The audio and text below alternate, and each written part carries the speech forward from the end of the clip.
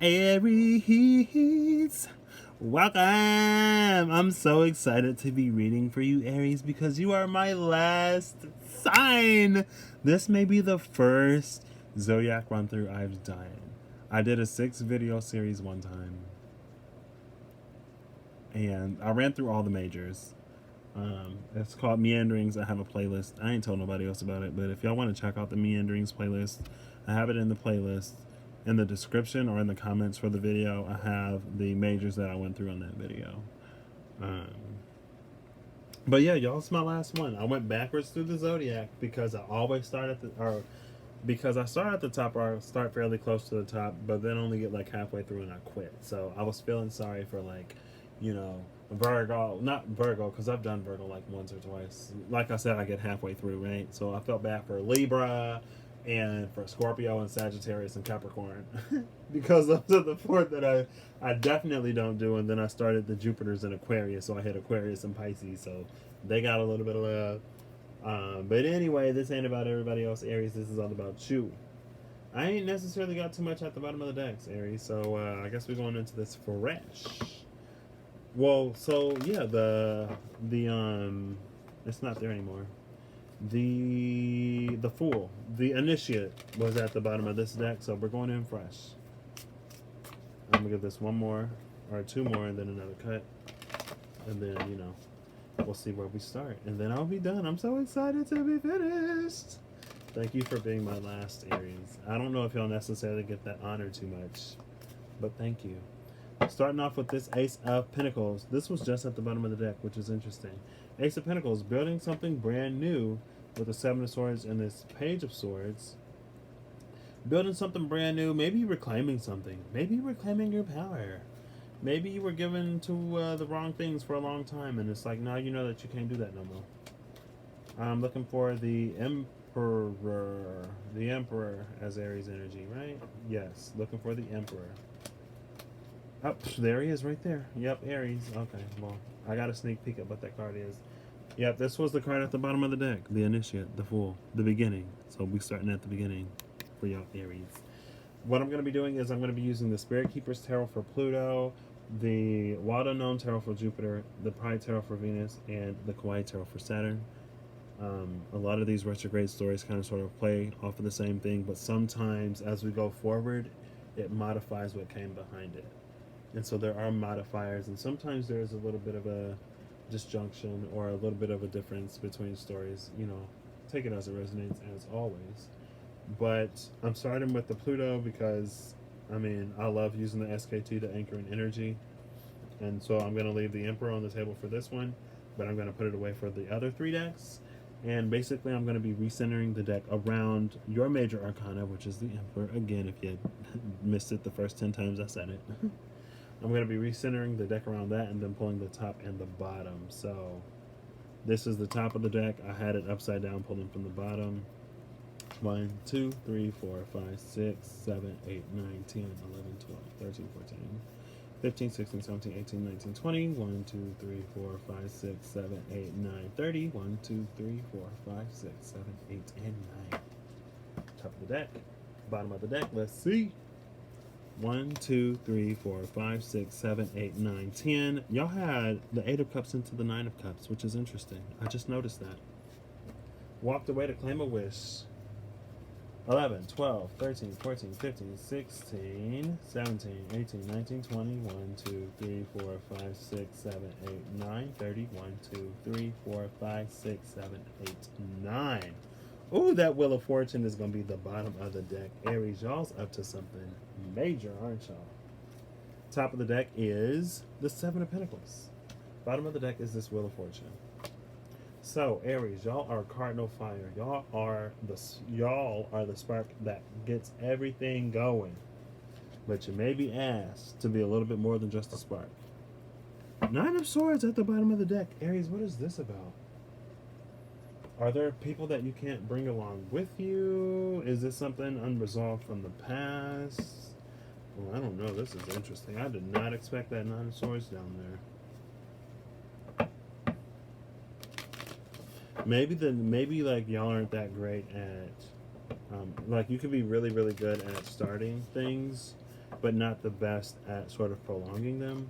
And so maybe that Nine of Swords is an anxiety of like, you know, maybe prematurely ending or finishing or walking away from something again. And maybe you're looking at something in the past like, man, if I would have stuck with that, like, it could have been great. Maybe there's some regret about something that you left sort of unresolved. Maybe, I don't know.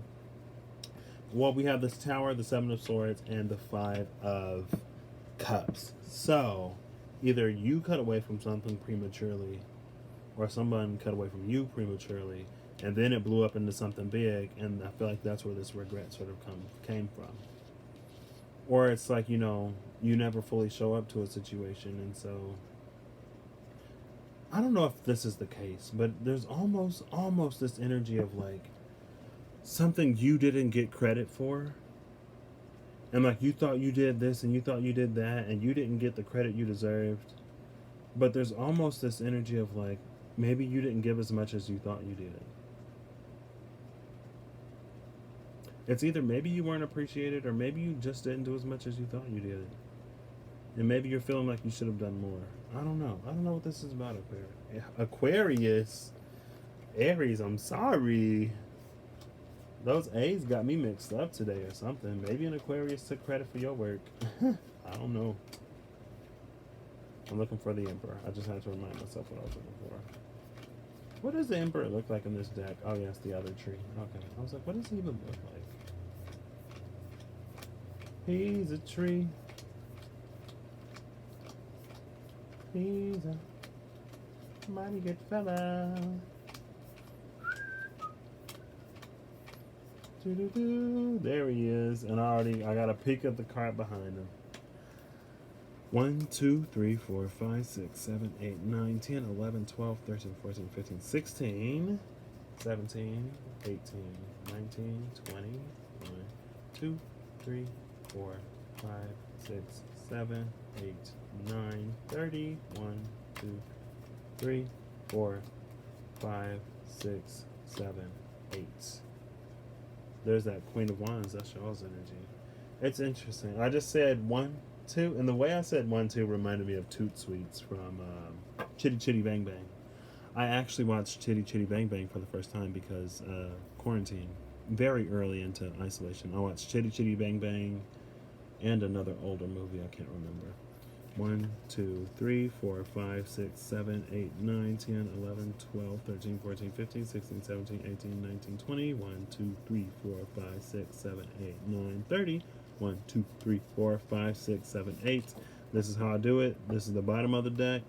Slide this Emperor up here. Put this right up here. That's how I recenter on the Emperor. Top card, 10 of Wands, bottom card, 4 of Cups. Oof, Aries. What is going on?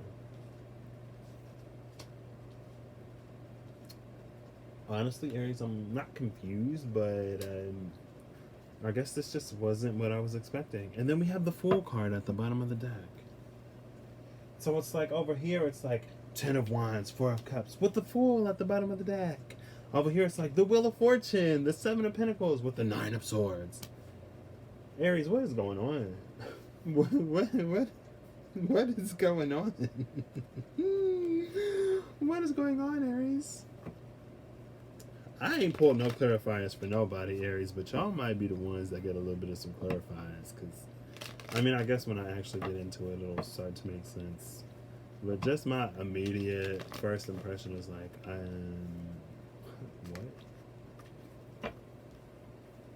what?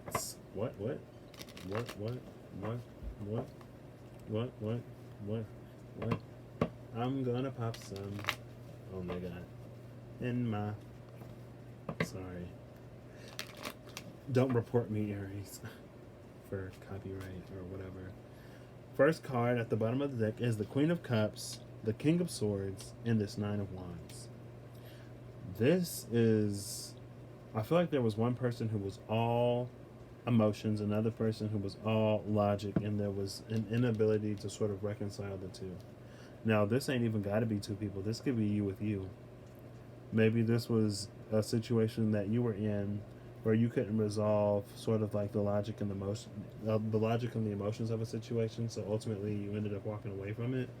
And then like that's the saddest king in the deck. Everybody like 99% of the other court cards are happy, but he's the only one that's kind of sorted down. I don't know. I'm almost feeling like maybe with that King of Swords feeling down, like there was something with this Nine of Wands.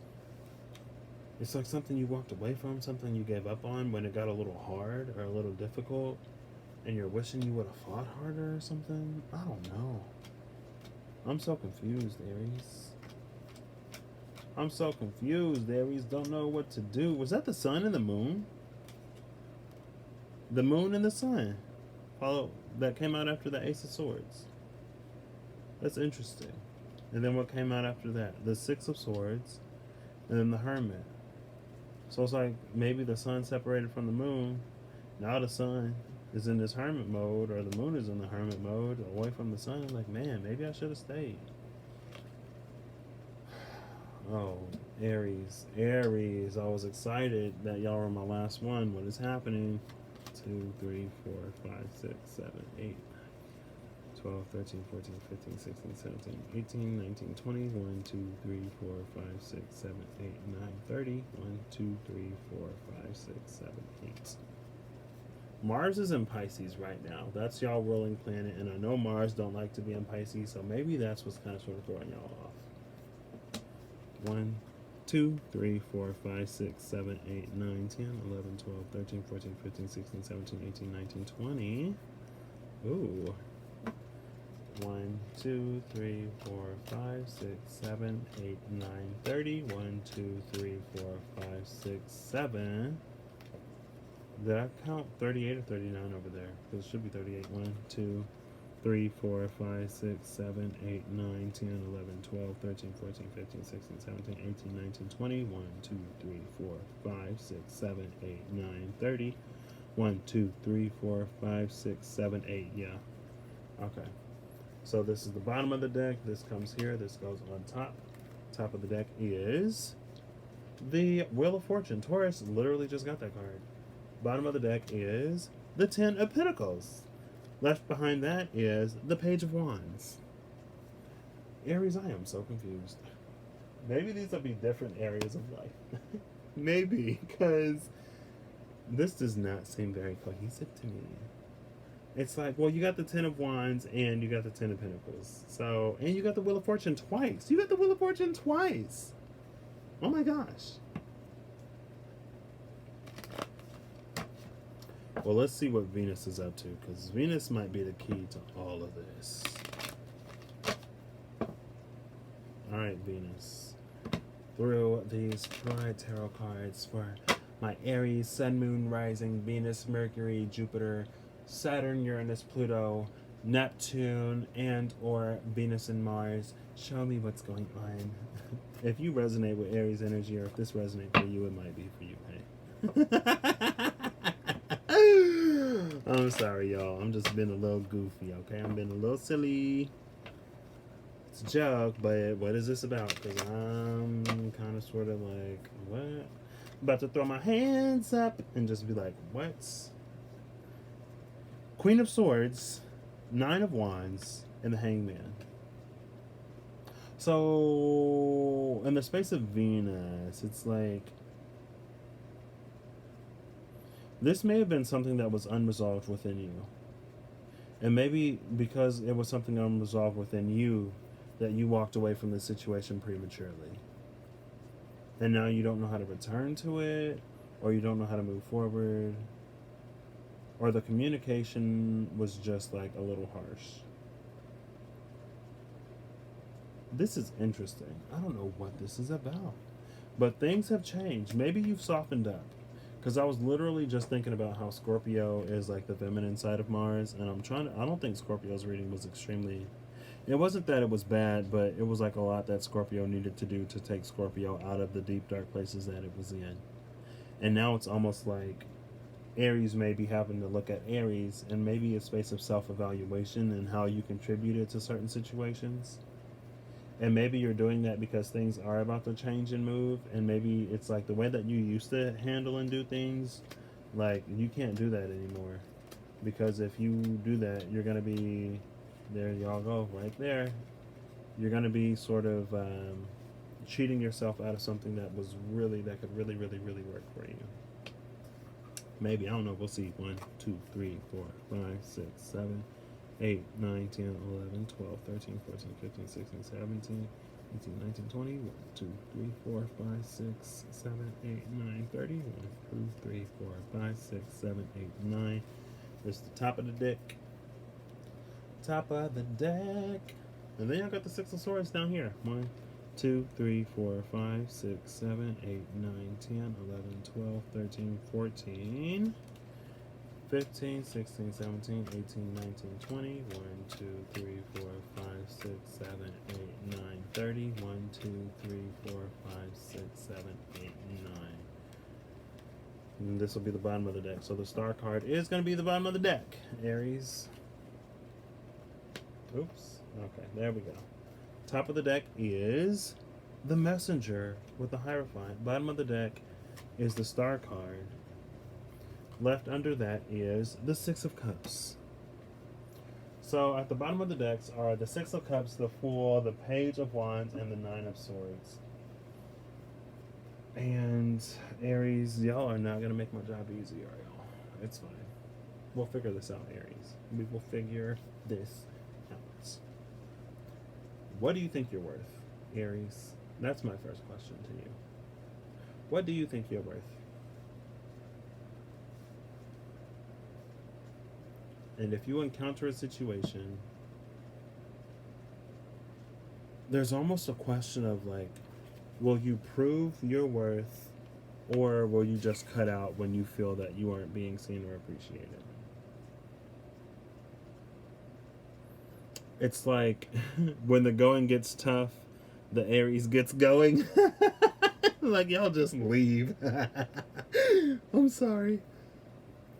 But it literally just popped into my mind. When the going gets tough, the Aries gets going.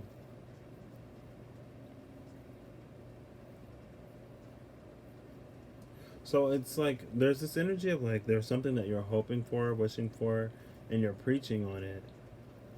But it almost feels like you're talking a big game, but you're not actually following through with it. Don't talk about it, be about it. And now we're about to find out if you're really about it. Okay, let me timestamp this. Give me one moment, Aries. This is starting to, I'll say 17:52, because that'll be about the time that I finish this. 17:52. All right, so Venus is putting us in the space of the star, and in the space of, so subconscious. The bottom row is the subconscious, and then the top row is the conscious. Like, this is the sort of the factors beneath the surface that play, and this is how they kind of sort of play out up top, right? These are like the strings being pulled, and this is the puppet that you see on the stage. And so Venus is in Gemini retrograding. That's your sextile. So it's almost like Venus is maybe giving you, it's almost like Venus is highlighting things, maybe things that you've cut yourself out of a little bit prematurely in the past. Maybe you cut your losses a little too quickly again. And it's almost like it could be bringing these things back to your awareness. And if that is happening, it's not for you to feel bad about the things that you missed out on, but it is for you to be able to recognize that, hey, sometimes you have to be willing to go the distance. Sometimes you got to go the extra mile. Sometimes you have to take a few more steps than you're comfortable with in order for things to really sort of grow. And with this Taurian energy up here, this is interesting because it's like subconsciously you're making these wishes. There are things that you're wishing for and things that you're manifesting, because this is Venus. And so it's like there are things that you're manifesting, things that you're wishing for, but in order to make you ready to accept them, Venus is putting you in the space of this Hierophant. And the Hierophant is Taurian energy. The Hierophant is a commitment. The Hierophant is fixed. And like I said, like Aries, y'all are more a cardinal energy than a fixed energy. So you may be really, really, really great at starting things, but not necessarily that good with the follow through. And so things kind of like end up falling apart. But this messenger is like maybe you're finding yourself wanting to commit to something a little bit more. Maybe like in the space of like the quarantine, maybe, or like, I don't know, maybe recently you've been like really sticking to routines lately. Or maybe you've been like coming up with routines where you do this like every day, even when it gets boring, right? And maybe that's teaching you like how to stick with something. It could be playing out in any kind of way. The messenger in this deck, and the Hierophant in general, speaks to operating on many levels. It's the physical plane, the astral plane, and also the institutional plane. The physical plane being in your day to day reality, the astral plane being like your mental, emotional reality, as well as just the astrals in general. And then the institutional plane kind of sort of being like the role that you play in society, right? And so maybe physically, there are things that you're doing as a sort of routine. Astrally, maybe there are like energetic practices that you're coming into. Maybe you've been meditating more, grounding, centering more, some kind of spiritual practice that you've been maybe focusing on a little bit more, or honing. And then on the institutional plane, it's like, I don't know. I don't want to say that like maybe you're looking at a promotion in the same company instead of just a new job. But it's like maybe you're looking to build something that will last a little bit. I just let me stop. I'm sorry. Okay. Yeah, maybe you're looking at doing something that will sort of last a little bit, right? And that's the space that you need to be in, because however this wheel is turning, it's going to be very important for you to stick with it, because like I don't want you to have to beat yourself up later because you walked away from something before, you know, it would have paid off. Let's see where you're sitting now. Sitting at the 8 of Wands. This is interesting. I feel like either you're getting good at being like the multitasker of all multitaskers, or you're going to sort of be manifesting lots of distractions to test to see whether or not you're stuck, whether or not you can stick with this. Aries, honestly, I feel like Venus is bringing you a challenge. It feels like Venus is like, okay, this is something that you want. Well, what you want is going to require dedication, and it's going to require effort. And Aries, you know, if we're being real, if we're being honest, if we're being real honest, you're not the most dedicated. Like, you've kind of sort of cut out and built on a lot of things as soon as you got bored or as soon as it started to get tough. And so I'm going to sort of throw all these distractions, excuse me, I'm going to sort of throw all these distractions at you to see whether or not you can actually tough it out and stick it out. And then coming over to Saturn is this Ten of Pentacles, sort of subconscious. And so it's almost like Saturn is kind of sort of picking up the memo that, like, maybe what you have coming in is abundance in every area of your life. This is an influx of money and stability, maybe just more stability than anything, right? I don't know if any of y'all are expanding your family. That's interesting. I don't think I have too many Aries out here that are family building, but hey, maybe that's a thing. And I guess the family can extend in many ways, right? Like, you know, everyone is like locked down right now. So let's say that, I don't know, there's someone who's moved in with you who wasn't necessarily there before because of the situations or circumstances, or maybe you're going to be having someone move in soon. There's almost an energy of dependence here, or there will be some dependence later. Ooh, what? I would say be very wise with your money, Aries. Because with this Wheel of Fortune, it's almost like there's some unexpected event that goes down that you need to be financially ready for. And so Saturn may be bringing you a little bit of an increase financially. But I would say now may be the time to budget. And again, we have all of these distractions right here. But you need to be sort of focused. You do need to be focused with the Hierophant. Bottom of the decks again. Let's see. For the space of um, this, we have the Six of Cups. The Six of Cups is all about rewriting our narrative. And so if you tell yourself that you're not the type of person that can stick with something, it's about rewriting that. If you tell yourself that like you have commitment issues, or if you do have commitment issues because of whatever reason, it's time to rewrite that. Did I lose a braid? Maybe not. I'm sorry. I'm sorry, y'all. I'm sorry. Um, but yeah, the Six of Cups is all about rewriting your story, and then we have the Page of Wands here. So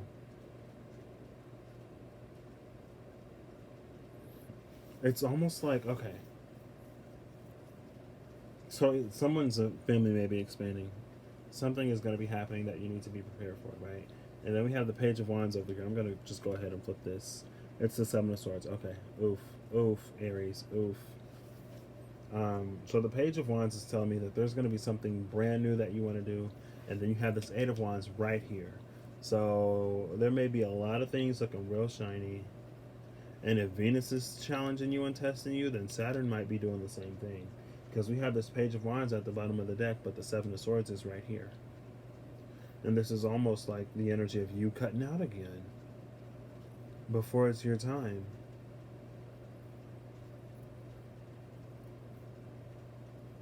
And I mean, it's not that you're supposed to do things that don't make you happy or things that don't fulfill you. But it almost seems like there may be a deeper motivation here. Oh, this may, for some of y'all, or for somebody out there, for some Aries out in the world who may or may not see this video, um, but there's almost like a fear of commitment that affects you in every area. It's like you can't commit to a job, you can't commit to a person, and it's almost like rooted in some sense of self-worth. Maybe you have like abandonment issues, and so it's like, you know, before you can get fired or before someone else leaves or before you can be put out, it's like you'll run before you get fired, you'll run before you get dumped, you'll cut out before things get too hairy. And so it's almost like the longer you sit in a situation, the more restless you get and the more you desire something else.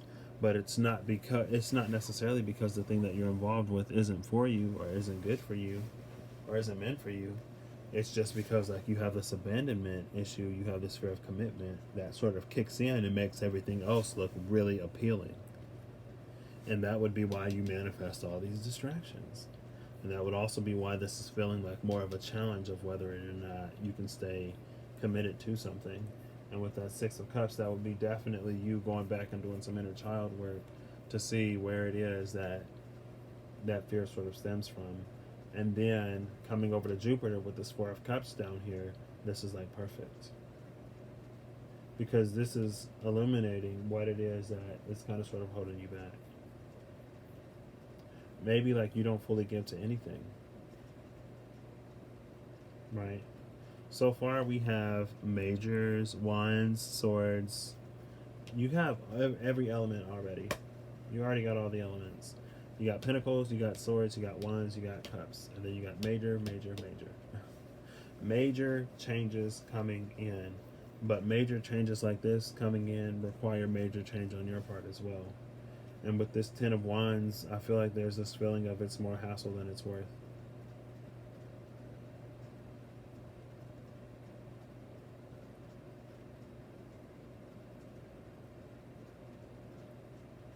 And so I feel like there's this strength energy that you need to have. But the card at the bottom of the deck is the Fool, which is another major. So you're in this space of the Fool energy, which is all about doing something brand new. I feel like the Fool is like, and like I said, it's like the strength energy, right? I feel like the Fool is like, I might be scared, but I'm gonna do it anyway. The Fool is like, I may be in over my head, quote unquote, but I'm gonna do it anyway. I'm gonna show up anyway because you know what? I'm worth it. I know this is gonna work out for me, and it's time for me to like be the mother effing Aries I am. And it's almost like I feel like this fits in with everything else, but it almost feels like Jupiter is bringing in this energy from nowhere. that you did not expect.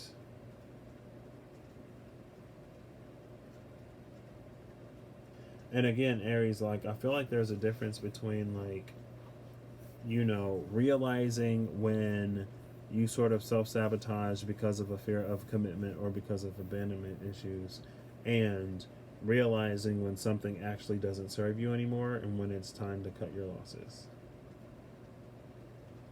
And I say that because this Ten of Wands is here. And when the Ten of Wands is like the job or the person or the relationship being difficult to maintain because it's too overbearing, that's different than when everything is still good but you're waiting for the other shoe to drop. And then you're sitting at the Lovers. So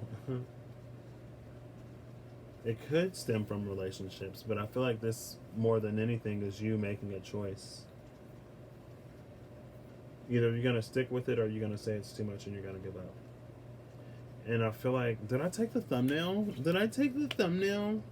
I don't know if I did or not, Aries. I'm going to check and see if I took the picture. I don't think I did. It's alright. I can take it later. No, I didn't. I can take it after I flip this last card anyway. I lost my train of thought, Aries. I'm so sorry. Excuse me. But yeah. I feel like between... Oh, you see this major diagonal? And look, the Lovers. 2 Canadian geese. The 10 of Pentacles and the 10 of Pentacles. With the Lovers.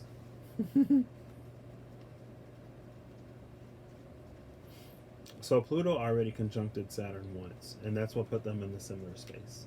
And then you have the 10 of Pentacles down here with the 7 of Pentacles up there. There's almost this flip, this mirror that's happening over Jupiter. And all of these were in Capricorn, mind you. So they all could have been talking.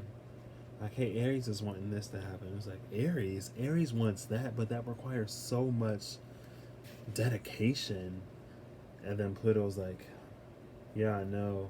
And Saturn is like, Aries? Aries. Like, we're talking about Aries. And Jupiter is like, yeah, like, this is a lot of expansion even for me. And Pluto is like, oh gosh. And so now both Jupiter and Saturn are looking at Pluto like, okay, Pluto, well, you're the only planet that can bring this kind of transformation. So, and this is like the meeting that they kind of sort of had in Capricorn before everything went retrograde, right? And Pluto's like, okay, well, I guess let's do this. And so now that these are retrograding, excuse me, I feel like it speaks to cycles that you need to close out in some way, that you need to show up in the time that everything else is slowed down. Because when things pick up, whatever issues, hesitations, whatever, you need to have resolved. Because when this takes off, it's going to take off. Like the Wheel of Fortune is here twice. The 10 of Pentacles is here. Like the Hierophant is here. You're going to have to show up. You may have to speak. You may be front and center. With this Star card and with this Hierophant being at the podium, you may be front and center of whatever this is. And it's almost like, when you're the face of a company, where you're the face of a brand, you can't just disappear. It also comes with a certain element of responsibility. But I feel like with this, there's like something that keeps you from giving fully. And it's going to be a hassle to work through it, but either you're going to choose to do it or not. And because of that choice, either the Wheel of Fortune is going to move for you or not. And if it doesn't move for you, you may come to find out that you're the reason why it didn't move. Right? And it's like sometimes you regret the things that, a lot of times you regret the things that you don't do more than the things that you do. I'm sorry. I can still be so immature sometimes. Sometimes you regret the things that you don't do more than the things that you do. And like, would this be something that you're comfortable regretting later? Because it was inconvenient now. You have the 8 of Wands and you have the 10 of Wands. Like, it's going to be so easy to distract yourself. But that's what Venus is teaching you. because Venus was in Taurus, trining all of that stuff in Capricorn. So Venus wasn't in Capricorn, but it's almost like the lines crossed a little bit, and Venus was like, "Okay, got the memo, gotcha."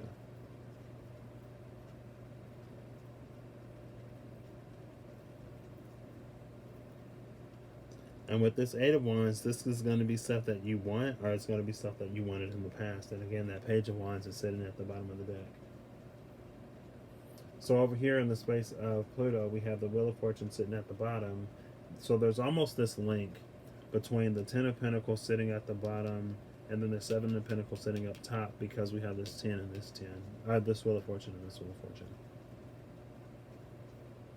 And so it's like, but before you can get to that Ten of Pentacles, dynasty, legacy, abundance, generational abundance, levels of wealth, like wealth that stretches for years, you have to be able to plant seeds, and you have to be able to tend to those seeds. And that's why we have the Seven of Pentacles up here. So if you can't even tend to and stick to the things that you're doing right now, what makes you think you're going to be ready for when the actual abundance comes in? If you can't take care of the little bit that you have now when they're just seeds, before they before they sprout into these full-grown plants, like, and see, but the thing about seeds is, like, you don't even see the seeds. At least you would see the plant, right? But it's like, yeah, but to get the plant, you got to water the seeds. And Pluto's like, you can't escape this fact. And Venus is like trying to help you out. But it's like, if you would be distracted now, what makes you think you won't be distracted later? So now, Aries, you're sitting in the spot of the Knight of Wands. Page of Wands at the bottom of the deck, Knight of Wands sitting right here. So, and with the Nine of Swords at the bottom of the deck, you may choose to cut out. And I don't want to say, Aries, that, hey, Aries, it looks like you're going to miss out on the boat this time, and so you're going to be waiting for the next one. But, I mean, hey, at the end of the day, it's like, if you don't show up, you don't show up. Like, we can gather all of the people around for your surprise party, but if you don't show up to the party, it's like, don't be mad that you didn't get a surprise party, and don't be mad that nobody is celebrating your birthday, because, girl, like, dude, we tried to get you to the party. You had the party, you just didn't show up. But just because you didn't show up to the party doesn't mean that you didn't have a party. So ultimately, who you're frustrated with is yourself, because you had the party, you just chose not to show up to it.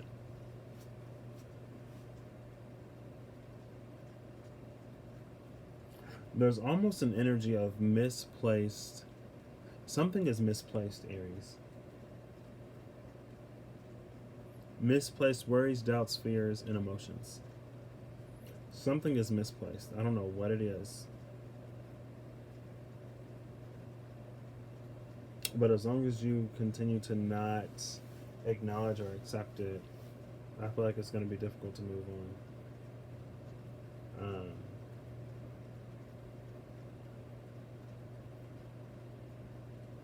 I'm actually going to pull a Wisdom of Lord Ganesha card. I think I only did this for maybe Aquarius, because I was like, oh, Aquarius, I don't know where to go after this, because this is, like, interesting.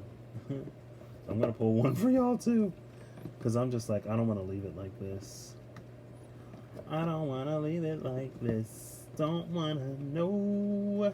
Oof. Those are not Wisdom of Lord Ganesha. But they came out, so Aries, I'm gonna pull y'all a card from the Daemon Tarot, because these are the ones that came out. This is interesting. I have not used these in a reading before. I mean, honestly, I haven't. I don't too much use these, so I guess they're getting used today. And I only take these up right. I say they fell so we don't have to. That's my tagline.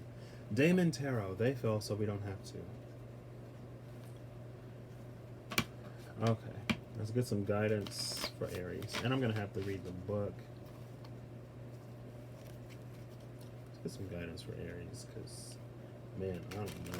It's looking a little rough, Aries. It's looking a little rough. On the good side of this, though, let me try to find a positive side. On the positive side of this, it's like someone wished for something to be committed to.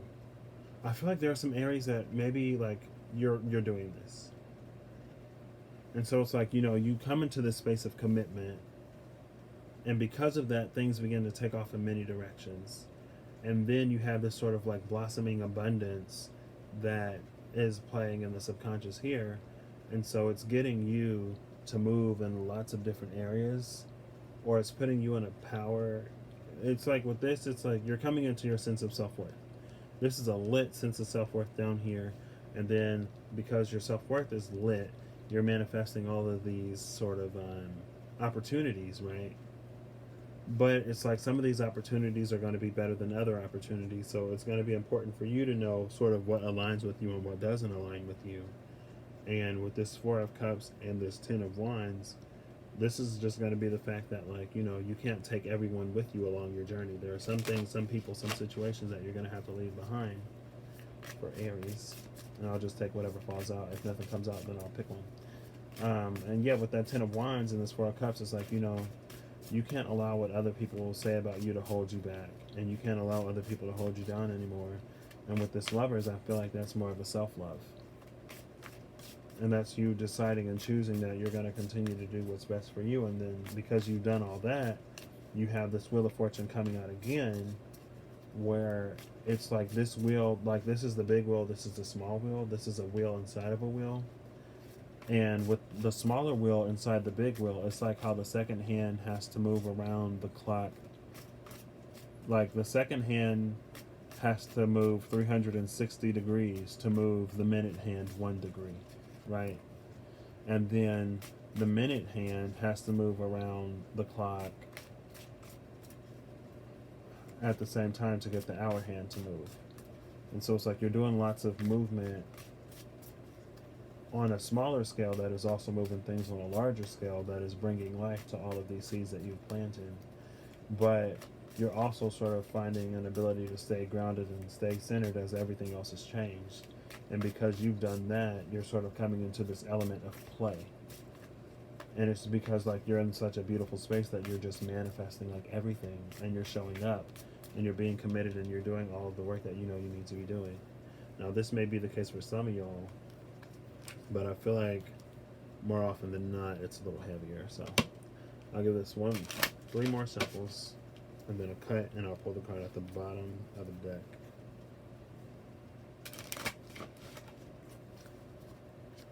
I know, shuffling cards on top of cards can be a little nasty. A little nasty. Why are you so nasty? You're always so nasty. We have brooms. Brooms. All right. Brooms. What does this even say? Brooms are an old and powerful symbol and tool of witchcraft. They are traditional vehicles for magical travel, essential elements of various rituals, and useful for sweeping up dust. Ooh, don't be the dust that gets swept up, Aries. Don't be the dust. Don't be so like dust off them cobwebs. You don't want these things thinking that you a cobweb. Or maybe you'll get left out in the dust. This is not helpful. I was like, ain't nothing positive to say. It is what it is. It's like, oh my gosh. Let's see. So I guess I'll read all of this. The annotation.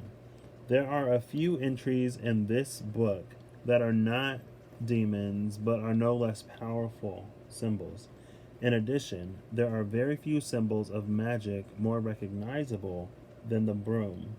Colin de Plancy listed the broom as the standard method of travel for witches, except when attending their Sabbats, when they would travel by goat or demon. Okay, well, the connection between witches and brooms dates back to a witch trial in 1453. 1453 is a 4, that's a 13-4. When a male witch confessed to flying on his broomstick. But long before that, there were stories of witches flying on rakes, garden poles, and many other sticks. Of course, no mention of a witch's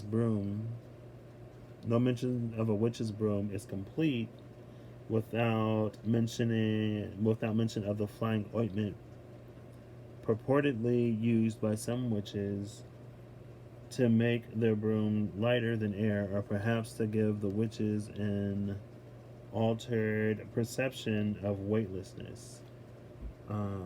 It's interesting that it was a male witch. You don't hear about too many male witches getting burned. So representation matters. The inspiration. To this day, the broomstick is used in many rituals as a symbol of the air, for flying, as a tool for purification, sweeping, and even as a symbol of kitchen witches, domesticity, and home. The divination is focus on home and hearth, cleaning and purification. Okay, focus on home and hearth, cleaning and purification. The element of air speaks to communication. And so maybe there's some communication that needs to happen. Maybe some communication that needs to happen to clear some stuff up, like clearing the air, clearing up old cobwebs, like sweeping up the cobwebs, clearing the air, stuff like that, right? Maybe you need to clear the air with somebody. And I feel like it honestly feels that like you may need to listen to someone tell you about yourself. And it's like you need to be open to the criticism and to the feedback that they give you instead of being defensive. Because, like, there may be a bit of truth in it. And if you can take the truth without being defensive, and if you can improve yourself in some way, it'll keep you from repeating the same mistake, right? And so that's what I have for you, Aries. I hope that was helpful in some way. I feel like it wasn't necessarily, but it's time to clean out the closet. It's time to clean out the monsters in your closet, Aries. It's time to clean out the monsters in the closet.